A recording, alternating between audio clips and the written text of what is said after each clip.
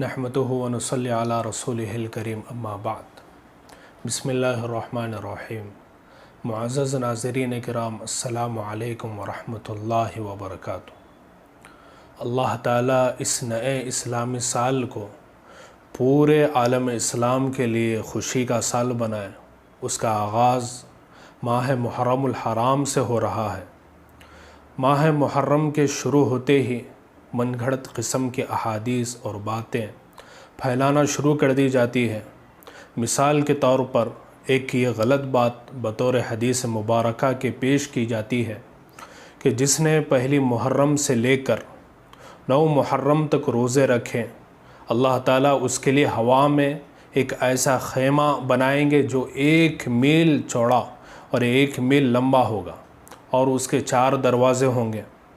इसी तरह दूसरी हदीस कहकर ये फैलाई जाती है कि शहादत हुसैन रदी अल्लाह अन्हु के दिन यानी 10वीं मुहर्रम को जो शख्स उनके गम में रोएगा, क़यामत के दिन वो अज़ीमत वाले रसूलों के साथ होगा। मज़कूरा जो बातें ज़िक्र की गई है ये क़तान हदीस नहीं है, बल्कि किसी ने उनको रसूल पाक सल्लल्लाहु अलैहि वसल्लम की तरफ गलत मंसूब कर दिया और ख़ुद रसूल पाक सल्लल्लाहु अलैहि वसल्लम का वाज़ेह फरमान और इरशाद मौजूद है। हज़रत अबू हुरैरा रदी अल्लाहु अन्हु से रिवायत है, बुखारी शरीफ की हदीस है। अन अबी हुरैरा रदी अल्लाहु अन्हु अन नबी सल्लल्लाहु अलैहि वसल्लम क़ाल मन कज़्ज़ब अलैया मुतअम्मिदन फ़ल्यतबव्वा मक़अदहु मिनन नार। हज़रत अबू हुरैरा रदी अल्लाहु अन्हु से रिवायत है कि वो फरमाते हैं कि जनाब नबी अकरम सल्लल्लाहु अलैहि वसल्लम ने इरशाद फरमाया, जो शख्स मेरी तरफ झूठी निस्बत करे, यानी जो बात मैंने कही नहीं या की नहीं उसके करने की निस्बत करें, या जो बात मैंने कही है या काम किया है उसको झुटलाए, तो वो शख्स अपना ठिकाना जहन्नम में बना ले। इसलिए हमारी दीन ज़िम्मेदारी बनती है कि इस तरह की बातों से ख़ुद भी बचें और बाकी लोगों को भी अहकाम इस्लामिया से वाक़िफ़ियत दिलाकर बचाने की कोशिश करें। यह अज़ीमुश्शान महीना है। इसमें अहले बैत सहाबा किराम रिज़वानुल्लाहि अलैहिम अजमईन ने अपनी कीमती जानों का नज़राना पेश किया है। उनके सही और मुस्तनद वाक़यात को बयान करके मुआशरे में दीन दोस्ती बल्कि दीन पर कटने का मुबारक जज्बा पैदा करना तो दुरुस्त है, लेकिन इन मुक़द्दस हस्तियों के झूठे वाक़यात पर मुश्तमिल मजालिस में शिरकत करना, देखना, सुनना वग़ैरह बिल्कुल जायज़ नहीं है। इसलिए हमारी दीनी ज़िम्मेदारी बनती है कि मुस्तनद उलमाए कराम के बयानात सुने, मन घड़त और झूठे वाक़यात की मजालिस से ख़ुद भी दूर रहें और अपने हल्क़े अहबाब को भी दूर रखें।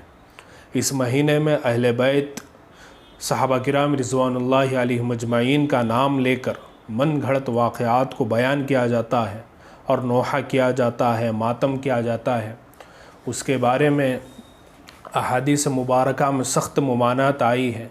एक हदीस मुबारका में आता है, हज़रत उम्मे अतिया रदी अल्लाहु अन्हा से मरवी है कि अल्लाह के रसूल सल्लल्लाहु अलैहि वसल्लम ने हमें तमाम अहले इस्लाम को नोहा करने से मना फरमाया है।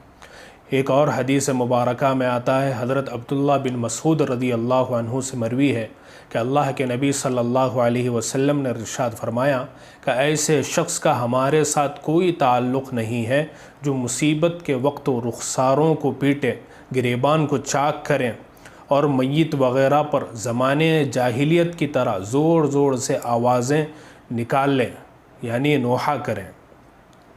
एक और हदीस में आता है, हज़रत अब्दुर्रहमान बिन यज़ीद और अबू बुर्दा रदी अल्लाहु अन्हुमा से मरवी है कि एक मरतबा हज़रत अबू मूसा रदी अल्लाहु अन्हु बेहोश हो गए तो आपकी अहलिया चिल्ला चिल्ला कर रोने लगी।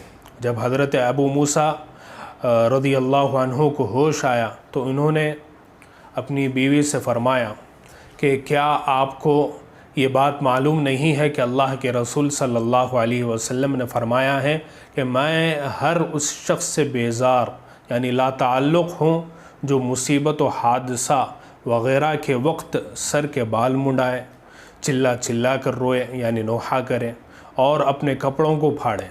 एक और हदीस में हज़रत अबू सईद खुदरी रज़ी अल्लाहु अन्हु से मरवी है کہ اللہ کے رسول صلی اللہ علیہ وسلم نے اس عورت پر لعنت فرمائی ہے جو خود نوحہ کرنے والی یا اس سے سننے والی یعنی نوحہ کو پسند کرنے والی ہو۔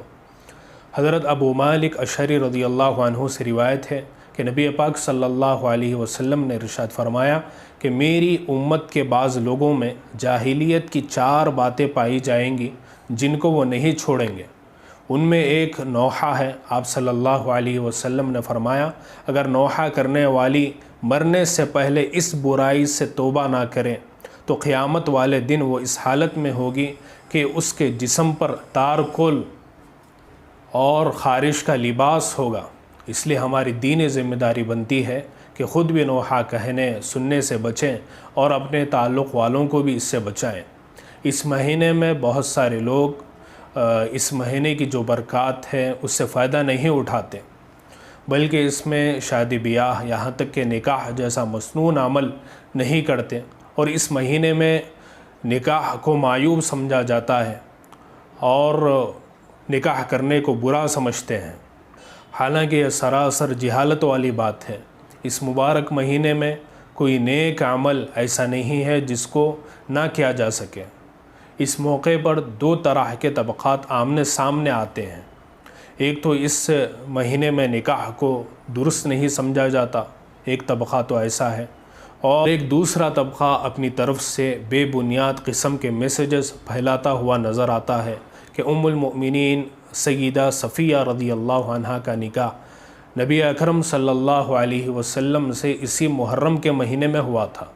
اسی طرح خلیفہ سوم حضرت عثمان ذو النورین رضی اللہ عنہ سے رسول پاک صلی اللہ علیہ وسلم کی صاحبزادی حضرت ام کلثوم رضی اللہ عنہ کا نکاح بھی محرم میں ہوا۔ یاد رکھیں کہ اختلاف کے وقت حق کا دامن نہیں چھوڑنا چاہیے، اور محض اختلاف کی بنیاد پر کسی غلط بات کا سہارا لینا اہل حق کا شیوا نہیں ہے۔ جہاں تک بات ہے اللہ کے نبی جناب محمد رسول اللہ صلی اللہ علیہ وسلم کا حضرت صفیہ سے نکاح، تو مذکورہ بالا روایت تاریخی طور پر غلط ہے۔ باقی حضرت عثمان رضی اللہ عنہ کا نکاح تو وہ محرم میں نہیں ہوا ہے۔ اس لیے ہماری دینی ذمہ داری بنتی ہے کہ معاشرے سے غلط رسم کو توڑنے کے لیے اس مہینے میں نکاح اور شادی کو رواج دیں اور غلط نظریات کو نہ پنپنے دیں۔ اختلاف کے وقت حق کا دامن نہ چھوڑیں۔ اس ماہ کے ابتدائی 10 دنوں میں عام طور پر دودھ، شربت اور ٹھنڈے پانی وغیرہ کی جگہ جگہ سبیلیں لگائی جاتی ہیں جو کہ غیر اللہ کے نام پر ہوتی ہے۔ اس لیے اہل السنہ والجماعہ کے یہاں ان سبیلوں سے کچھ کھانا پینا ناجائز اور حرام ہے، اسے بچنا چاہیے۔ ہاں جن کے یہاں غیر اللہ کے نام کی نظر و نیاز اور سبیل وغیرہ جائز ہے وہ جانے اور ان کا کام جانے۔ اس لیے ہماری دینی ذمہ داری بنتی ہے کہ خود بھی اس سے بچے اور اپنے گھر والوں کو اور دوستوں کو اس سے دور رکھیں۔ اس ماہ میں اہل بیت اور صحابہ کرام رضوان اللہ علیہم اجمعین کے منکرین اور شاتمین کی مشابہت سے بچنا چاہیے۔ ان دنوں میں انہی لوگوں جیسا لباس پہننا، انہی لوگوں جیسا حلیہ بنا کے رکھنا یہ بالکل بھی جائز نہیں ہے۔ حضرت عبداللہ بن عمر رضی اللہ عنہما سے روایت ہے کہ اللہ کے رسول صلی اللہ علیہ وسلم نے ارشاد فرمایا کہ جو جس قوم کی مشابہت اختیار کرے وہ انہی میں سے ہے۔ اس لیے ہماری دینی ذمہ داری بنتی ہے کہ صحابہ کرام اور اہل بیت رضی اللہ عنہم اجمعین کے منکرین کی مشابہت سے خود بھی بچیں اور باقی لوگوں کو بھی بچائیں۔ اسی طریقے سے اس ماہ میں قبرستان جانے کو ضروری سمجھنا، قبروں کی لیپائی وغیرہ کو اسی مہینے میں ضروری سمجھنا یہ درست نہیں ہے۔ یعنی قبروں کو مٹی کے ذریعے سے لیپنا، اس کو لیپائی بولتے ہیں، تو قبروں کی لیپائی وغیرہ خاص طور پہ اس ماہ پہ کرنا یہ جائز نہیں ہے۔ سال کے ہر مہینے میں قبرستان جایا جا سکتا ہے، لیپائی بھی کی جا سکتی ہے۔ اس لیے ہماری دینی ذمہ داری بنتی ہے کہ قبرستان جانے اور قبروں کی لیپائی کو صرف اسی مہینے کے ساتھ ضروری نہ سمجھا جائے۔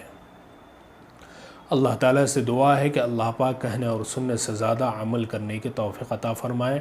وآخر دعوانا ان الحمد للہ رب العالمین۔